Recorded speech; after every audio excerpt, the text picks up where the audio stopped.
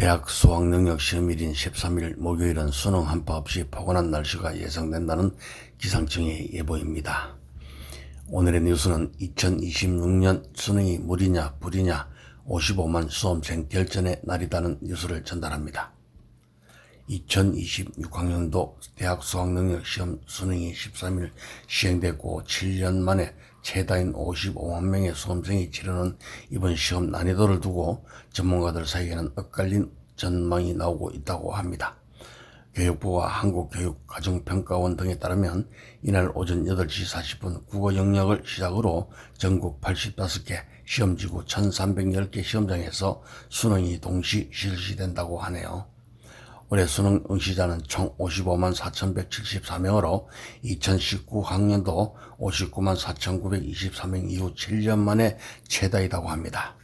이는 한금 돼지띠 영향으로 고등학교 3학년 재학생 수가 증가했기 때문인데 올해 재학생 응시자는 37만 1,897명으로 최근 5년간 가장 많으며 전년 대비 9.1% 증가했고 졸업생은 28.9%인 15만 9,922명으로 전년 대비 1,862명 1.2% 감소했지만 검정고시 등 기타 지원자가 전년 대비 2,246명 11.2% 증가한 2만 2,355명으로 늘었다고 합니다.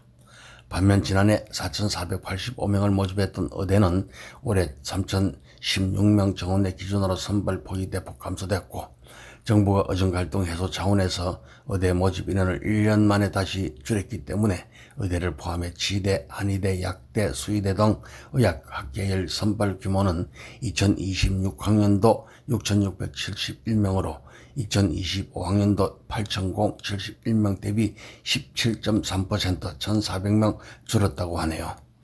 이처럼 변수가 다양한 올해 수능 난이도를 두고 이만기 UA 교육평가연구소장은 의대 모집 인원과 졸업생이 줄었기 때문에 올해는 난이도가 평이한 가운데 한두 개 문제로 변별을 하는 수준이 되지 않겠냐며 평가원의 기조가 어렵게 출제하지 않겠다는 것이기 때문에 그 기조를 이어갈 것이라고 했습니다.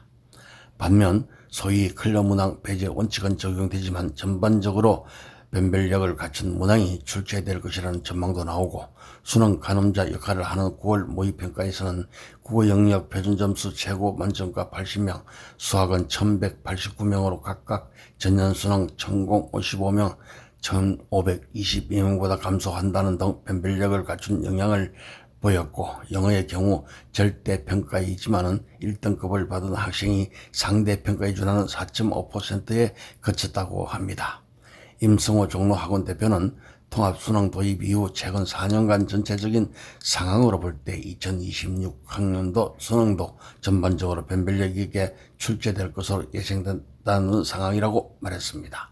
이공계열 학생들이 상대적으로 점수를 획득하기 쉽고 판단하는 사회탐구 시험에 응시하는 사탐론 현상은 올해도 이어지고 있고 올해 수능 응시자 중 사회과학탐구 영역 응시자는 53만 1,951명인데 사회탐구 영역에서 1과목 이상 선택한 학생이 77.3%인 41만 1,259명이라고 합니다.